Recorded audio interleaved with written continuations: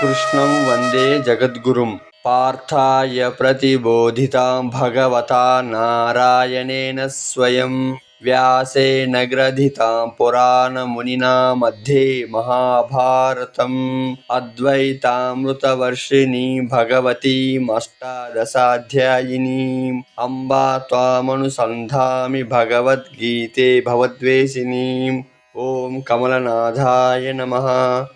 భగవద్గీత మహాభారతము యొక్క సమగ్ర సారాంశము. భక్తుడైన అర్జునకు వనర్చిన ఉపదేశమే గీతా సారాంశము. భారత యుద్ధము జరగరాదని సర్వ విధముల భగవానుడు ప్రయత్నించెను. కాని ఆ మహానుభావుని ప్రయత్నము వ్యర్థములాయెను. అటు పిమ్మట శ్రీకృష్ణుడు పార్థునకు సారథి అయి నిలిచెను.